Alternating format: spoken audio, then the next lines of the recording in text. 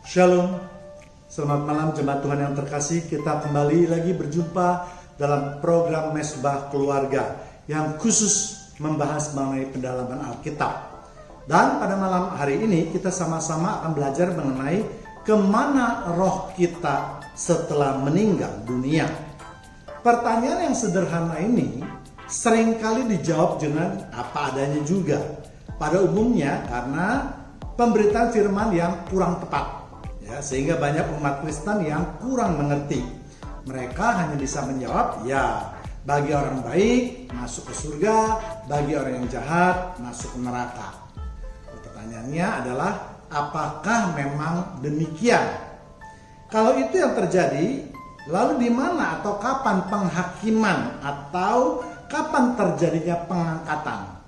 Ya, inilah sumber kekacauan umat Kristen yang tidak memperhatikan Alkitab.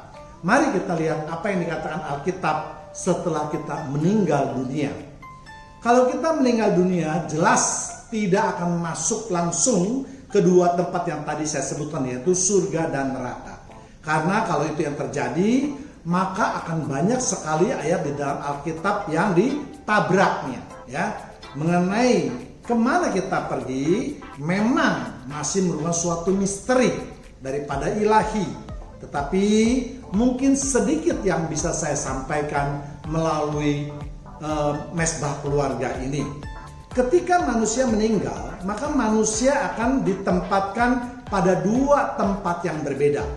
Yang pertama, kita lihat dulu, kalau kita orang percaya atau bertobat dan berbuat baik, maka suatu tempat yang disebut Firdaus atau kota Yerusalem baru yang disediakan oleh Tuhan. Kita lihat di Lukas 23 ayat 43.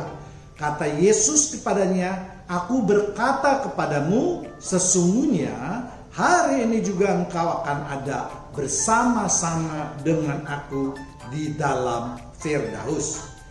Kita lihat juga di dalam terjemahan King James Version dipakai kata paradise, bukan heaven. Ya, jadi Yesus sendiri dengan tegas itu mengatakan kepada orang yang percaya atau bertobat lalu mati, maka nanti akan bertemu dengan Yesus di Firdaus dan bukan di surga.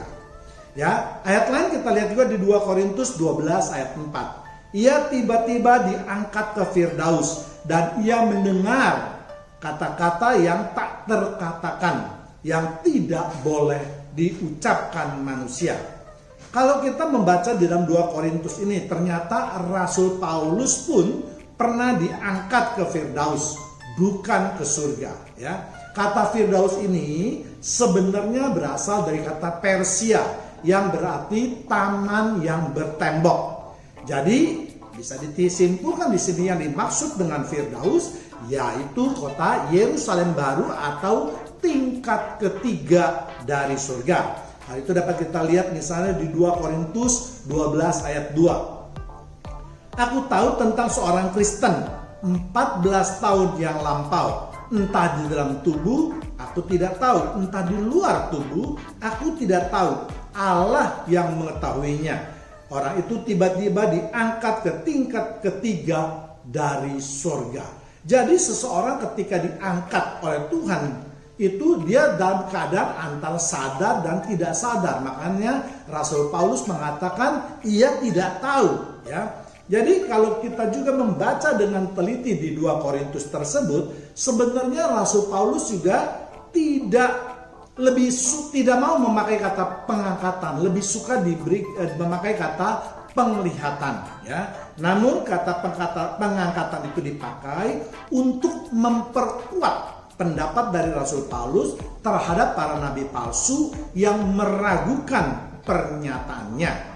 Namun di dalam penglihatan maupun pengangkatannya, Rasul Paulus itu tidak pernah merasa dirinya hebat daripada yang lain. Satu-satunya alasan tindakan tersebut adalah untuk membungkam para nabi palsu dan bukan untuk menunjukkan kehebatannya serta memberikan pengertian kita sebagai umatnya tentang kehidupan yang akan datang. Dan itu dapat kita baca di 1 Korintus 15 ayat 40 sampai 53 atau di 2 Korintus 5 ayat 1 sampai 6. Ya, demikian juga dengan Rasul Yohanes yang diberi penglihatan maupun diberi pengangkatan ya mengenai kota Yerusalem yang baru yang dapat kita baca di Wahyu 21 ayat 1 sampai 8. Jadi untuk derajat atau untuk kelas rasul pun Tuhan Yesus itu memberikan suatu misi yang khusus, baru memberikan penglihatan ataupun pengangkatan. Ya, jadi khotbah kali ini atau pemberitaan firman kali ini juga berhubungan dengan pemberitaan firman yang lalu. Ya, yang banyak orang yang mengatakan bahwa mereka bisa atau pernah diajak berjalan-jalan tur ke surga. Ya, jelas ini yang sudah saya katakan sangat meragukan. Ya, juga mengenai Firdaus ini dapat kita lihat di Wahyu 2 ayat 7. Siapa bertelinga hendaklah ia mendengarkan apa yang dikatakan Roh kepada jemaat-jemaat. Barang siapa menang, ia akan kuberi makan dari pohon kehidupan yang ada di Taman Firdaus Allah. Ya, demikian juga di dalam kitab Wahyu dikatakan bahwa kalau kita menang, artinya kalau kita dapat hidup sesuai dengan kehendak Allah, mengalahkan godaan iblis, maka kita akan diberi makan dari pohon kehidupan yang ada di Taman Firdaus Allah. Ya, Taman Firdaus yang di bumi, yaitu yang kita sebut dengan Taman Eden, memang telah musnah karena air bah. Namun Allah tetap mengadakan pohon kehidupan untuk kita yang percaya dan mau hidup dalam tuntunan Allah. Artinya kita akan hidup bersama-sama dengan Allah di Taman Firdaus. Mungkin sedikit harus dijelaskan, memang ya tempat tinggal Allah atau tahta Allah adalah surga.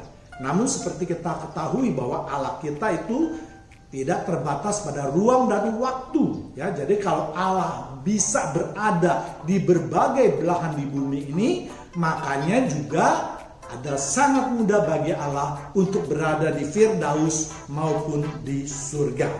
Ya, yang kedua kita lihat yaitu tempat orang jahat di mata Allah. Matius 22 ayat 13. Lalu kata raja itu kepada hamba-hambanya, ikatlah kaki dan tangannya dan campakkanlah orang itu ke dalam kegelapan yang paling gelap. Di sanalah akan terdapat ratap dan kertak gigi.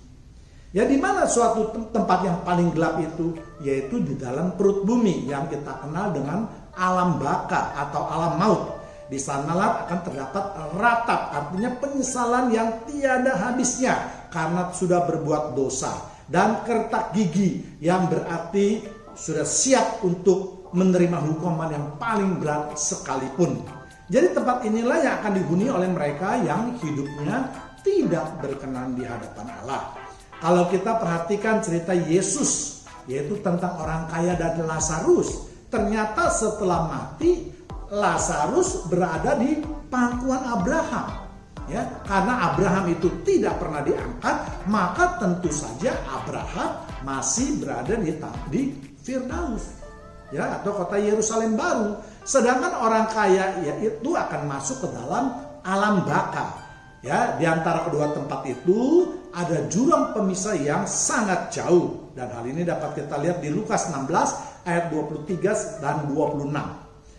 Orang kaya itu juga mati lalu dikubur. Dan sementara ia menderita sengsara di alam maut, ia memandang ke atas. Dan dari jauh dilihat Abraham dan Lazarus duduk di pangkuannya. 26.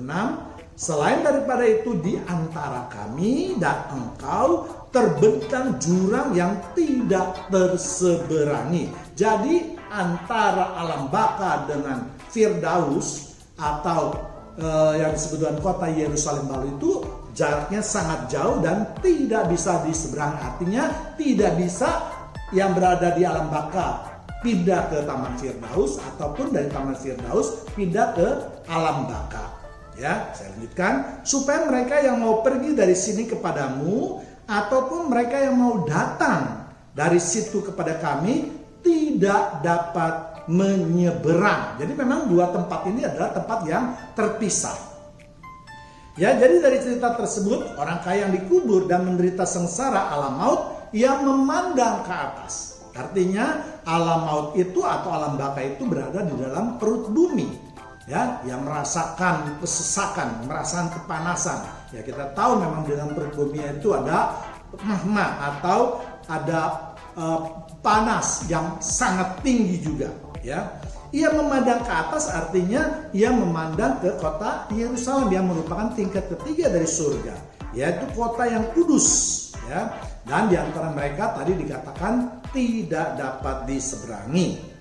Ya, kemudian apabila waktu penghakiman tiba, maka baik yang berada di Firdaus maupun yang berada di alam baka akan menghadapi penghakiman yang dilakukan oleh Tuhan Yesus.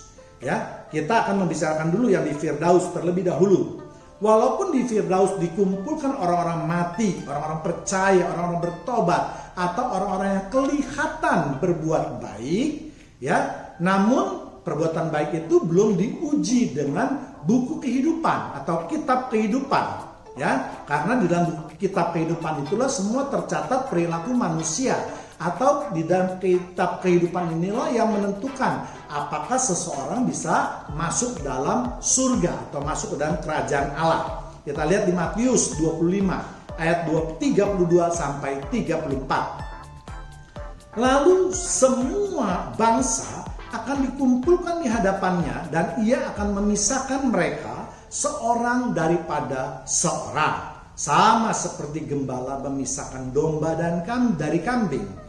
33. Dan ia akan menempatkan domba-dombanya di sebelah kanan dan kambing-kambingnya di sebelah kirinya. 34. Dan raja itu akan berkata kepada mereka yang di sebelah kanannya, "Mari, hai kamu yang diberkati oleh Bapakku, terimalah kerajaan yang telah disediakan bagimu sejak dunia dijadikan."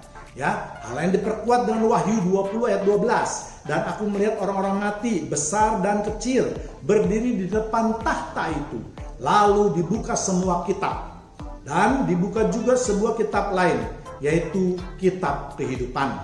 Dan orang-orang mati dihakimi menurut perbuatan mereka, berdasarkan apa yang ada tertulis di dalam kitab-kitab itu. Jadi di dalam masa penghakiman, maka Tuhan Yesus itu akan memisahkan kembali antara orang yang benar-benar berkenan di hadapan Allah dan orang yang tidak berkenan di hadapan Allah. Ya, mereka akan dipisahkan seperti domba dan kambing, ya, menyerupai tapi tidak sama. Yang di sebelah kanan diberikan kepada domba, ya, yang di sebelah kiri yaitu berupa neraka. Ya, dan ini yang sebelah kiri itu dapat kita lihat di Matius 25 ayat 41. Dan ia akan berkata juga kepada mereka yang di sebelah kiri, "Enyahlah dari hadapanku, hai kamu orang-orang terkutuk. Enyahlah ke dalam api yang kekal, yang telah sedia untuk iblis dan malaikat-malaikatnya." 46. Dan mereka ini akan masuk ke tempat siksaan yang kekal, tetapi orang benar ke dalam hidup yang kekal. Jadi setelah penghakiman inilah baru ada kehidupan yang benar-benar kekal. Ya, yang di sebelah kiri itu akan ditempatkan di api kekekalan, yaitu neraka. Yang di sebelah kanan yaitu kehidupan yang kekal, yaitu surga. Ya, jadi sekali lagi ayat ini jelas menyatakan bahwa mereka yang kambing, ya, yang tidak perbuatan yang tidak berkenan di hadapan Allah akan diletakkan, dimasukkan ke dalam api kekekalan. Ya, sedangkan sebenarnya dikatakan juga di dalam Alkitab tadi bahwa neraka itu sebenarnya diperuntukkan untuk iblis dan para malaikat yang berdosa. Ya, manusia diharapkan tidak masuk ke dalam neraka. Untuk itulah Allah selalu mengingatkan kepada manusia untuk berbuat baik sesuai dengan kehendaknya. Bahkan Allah menyerahkan anak yang tunggal untuk memperbaiki kehidupan manusia. Namun kadang-kala manusia kita itu begitu bodoh, begitu bebal, begitu banyak yang tidak peduli dan seterusnya. Sehingga tiada pilihan bagi Allah untuk memasukkan mereka ke dalam api kekekalan. Jadi bagi orang yang sudah meninggal hanya ada dua tempat yang kekal, yaitu surga dan neraka. Sekarang yang juga menjadi masalah, kapan manusia akan mengalami penghakiman yang terakhir? Alkitab sudah mencatat dan dengan jelas bahwa pada hari penghakiman yang biasa kita sebut juga dengan hari kiamat, ketika Yesus datang untuk kedua kalinya ke dunia ini. Jadi kedatangan Tuhan Yesus yang kedua kalinya ke dunia ini tidak akan menyelamatkan lagi manusia, tidak akan menghapus dosa-dosa manusia, tetapi dia akan datang sebagai hakim yang akan mengadili kehidupan kita semua. Dan bagaimana prosesnya? Kita lihat di 1 Tesalonika 4 ayat 16 sampai 17. Sebab pada waktu tanda diberi, yaitu pada waktu penghulu malaikat berseru dan sangkakala Allah berbunyi, maka Tuhan sendiri akan turun dari sorga dan mereka yang mati dalam Kristus akan lebih dahulu bangkit. 17. Sesudah itu kita yang hidup, yang masih tinggal, akan diangkat bersama-sama dengan mereka dalam awan menyongsong Tuhan di angkasa. Demikian kita akan selama-lamanya bersama-sama dengan Tuhan.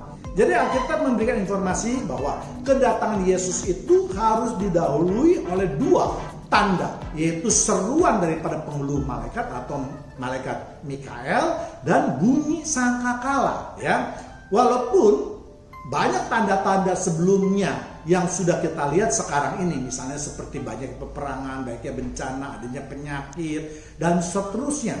Tetapi yang menjadi esensial atau tanda yang paling akhir belum kita lihat, yaitu seruan malaikat Mikael dan juga bunyi sangkakala Allah. Jadi kita jangan percaya kepada siapapun juga yang berani meramal-ramal tentang waktu yang pasti atau waktu yang tepat ini, karena itu merupakan rahasia ilahi.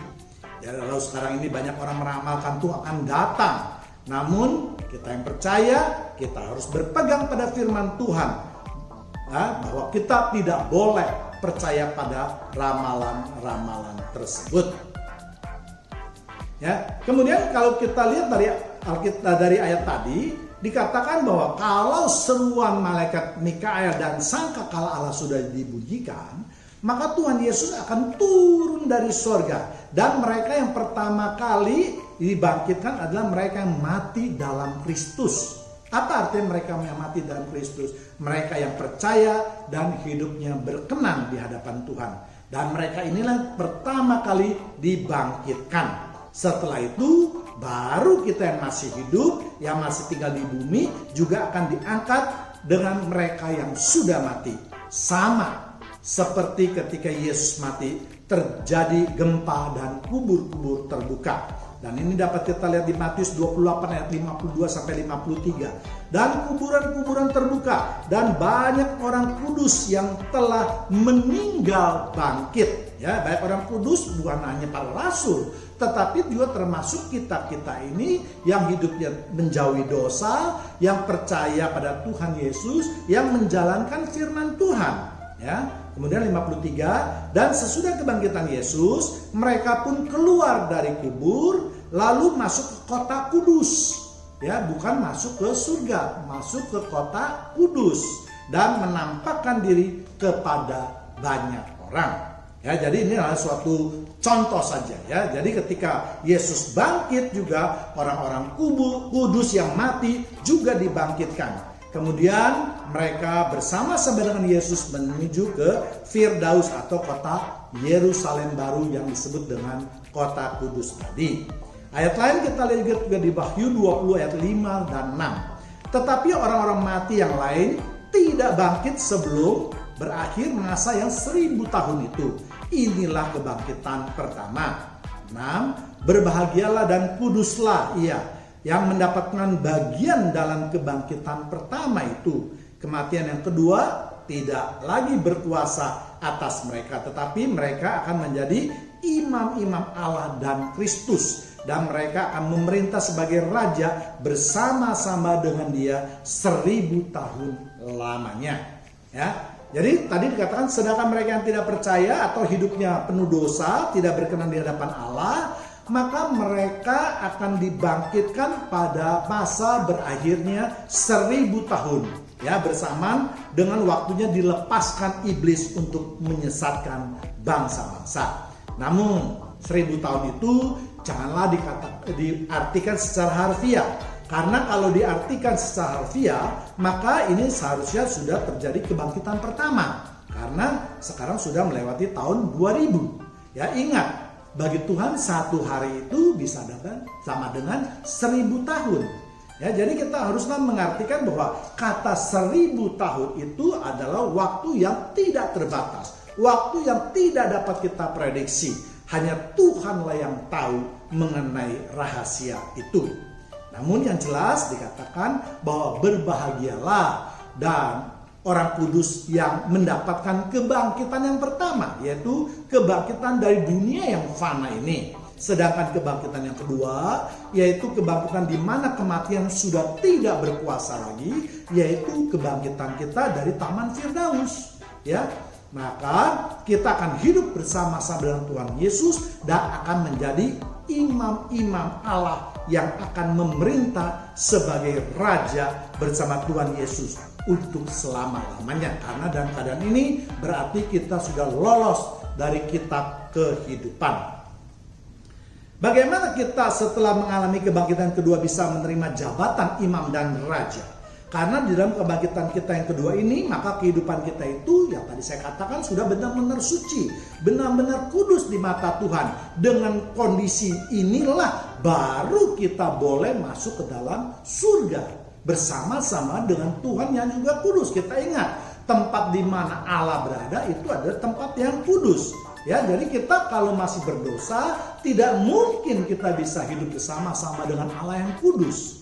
Ya, jadi sebagai bahan tambahan mungkin saya rasa ya sedikit himbauan saya kurang tepat. Misalnya para hamba Tuhan yang ketika berdoa dalam suatu masa perkabungan, yaitu ketika ada orang yang meninggal, mengatakan bahwa yang meninggal itu pasti masuk ke dalam surga. Ya, karena kalau itu mereka katakan seperti itu, berarti mereka mendahului keputusan Tuhan Yesus. Mereka mengabaikan penghakiman dari Tuhan Yesus. Tetapi menurut saya sebaiknya atau lebih tepatnya dikatakan yang meninggal dunia itu sudah bersama-sama dengan Tuhan di Taman Firdaus. Atau boleh juga berada di pangkuan Abraham.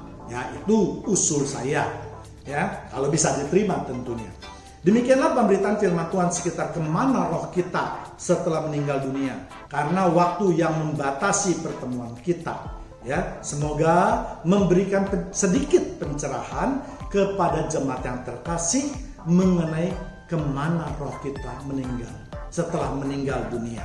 Tuhan Yesus memberkati kita semua. Amin.